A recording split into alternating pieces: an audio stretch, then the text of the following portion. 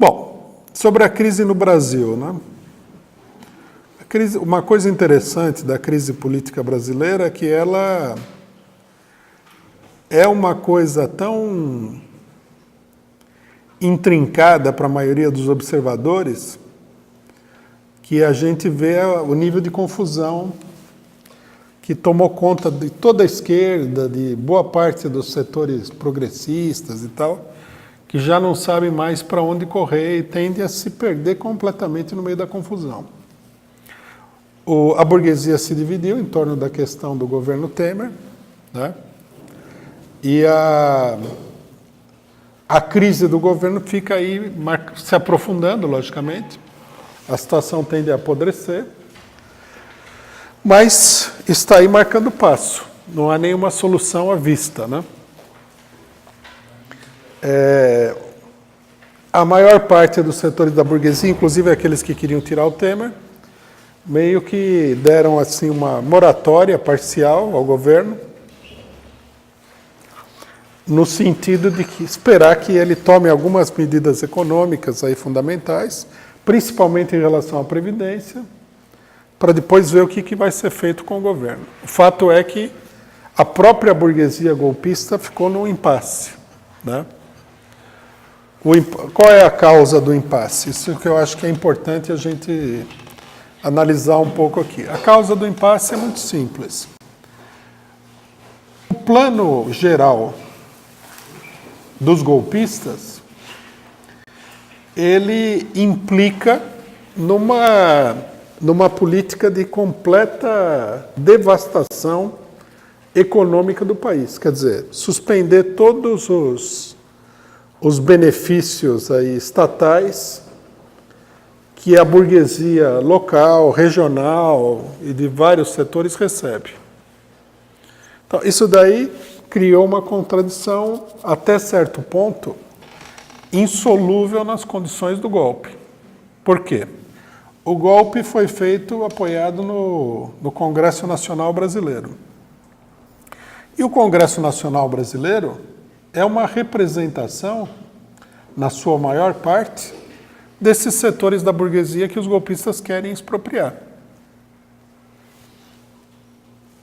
Então, na hora que eles foram expropriar esses setores, eles não conseguiram superar essa contradição, não conseguiram fazer com que a base, né, parlamentar que contribuiu para a derrubada da Dilma levasse adiante um projeto contra eles mesmos. Em segundo lugar, os golpistas queriam desmantelar essa estrutura política, né, para poder passar com uma política neoliberal mais agressiva. Também não conseguiram fazer isso daí porque eles dependem dessa mesma base parlamentar. Então caiu tudo num impasse.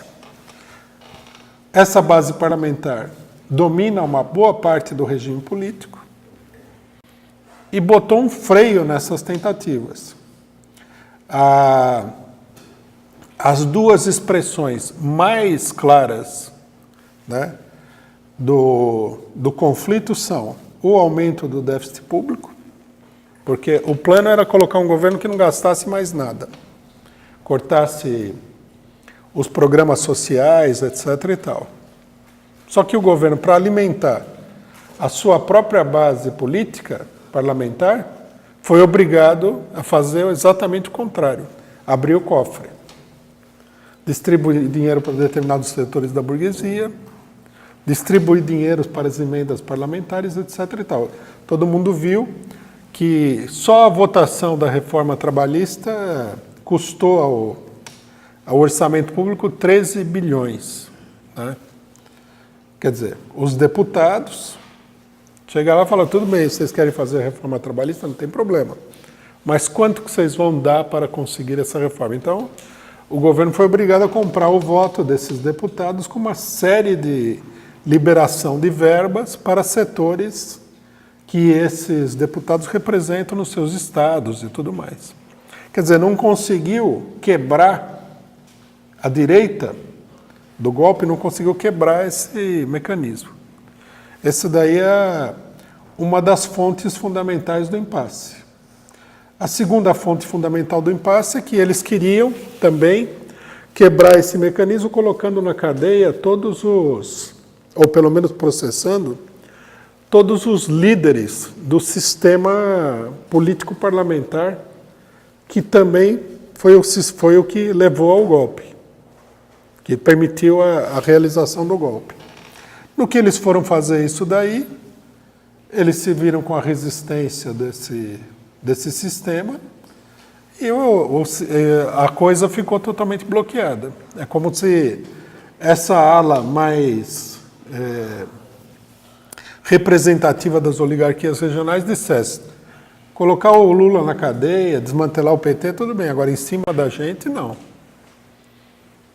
Aí aparece a figura do Gilmar Mendes, que está o tempo todo no jornal, a Veja atacando ele, etc. e tal, e até alguns setores da esquerda atacando o Gilmar Mendes também por essas coisas, né? Aí nós ficamos numa situação curiosa, porque o Gilmar Mendes, que é conhecidamente um dos elementos mais direitistas, mais fisiológicos do STF, aparece defendendo os direitos que a Lava Jato tentou caçar completamente, pela necessidade de defender o setor político que ele representa. Setores do PSDB, como o Aécio Neves, setores do PMDB, etc. e tal. Aí também se produziu um curto-circuito total, um impasse total. Então, quer dizer, a maior parte da esquerda ficou completamente desnorteada porque não consegue entender, de um ponto de vista de classe, as coordenadas da situação. Quer dizer, não consegue entender que o golpe foi dado pelo imperialismo em associação com determinados setores da burguesia local. E que nós apontamos isso desde o começo, e que essa frente que se formou para dar o golpe era extremamente heterogênea e contraditória, e que, portanto, isso aí iria gerar um impasse. Um impasse que poderia levar, inclusive, ao fechamento do Congresso. Nós falamos disso daí várias vezes, né? E a situação, logicamente, embora ela pareça estar numa água parada, ela é crítica. Ela pode, efetivamente, diante de um agravamento da crise, principalmente da intervenção popular na crise, levar ao fechamento do Congresso e tudo mais, né?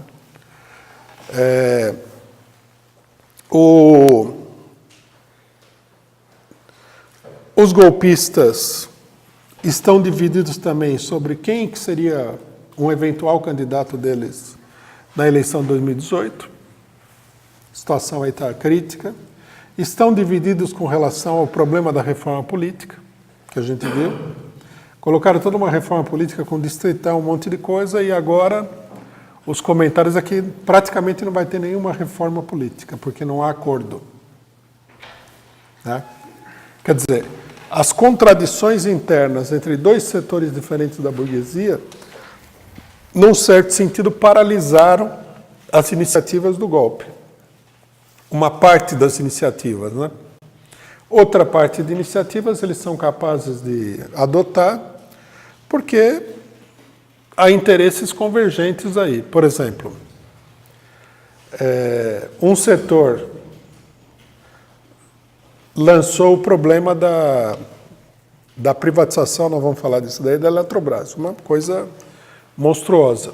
Isso aí, logicamente, que afeta os interesses de alguns setores da burguesia. Nós temos que lembrar que as empresas estatais, em geral, elas são um meio, né, econômico para a burguesia de países atrasados como o Brasil se defender da violentíssima competição, se pode dizer assim, opressão imperialista. Mas há vários setores que acham que tudo bem vender a Eletrobras. O setor do governo vende a Eletrobras, isso aí ajuda a fechar o caixa, como os jornais têm falado. E outros setores simplesmente são representativos do imperialismo, querem que a empresa passe para uma empresa privada. Mas fora determinadas ações, né, cuja unidade para realizar é conseguida a muito custo, de um modo geral não há unidade nenhuma. A política econômica do governo fracassa, o governo consegue fechar as contas, a dívida aumenta, fica cada vez maior, a previsão de que vai ser maior ainda em 2018, e eles não têm unidade para fazer a reforma política, nenhuma reforma econômica e nem o lançamento de uma candidatura. Quer dizer, entra-se num quadro de impasse perigoso.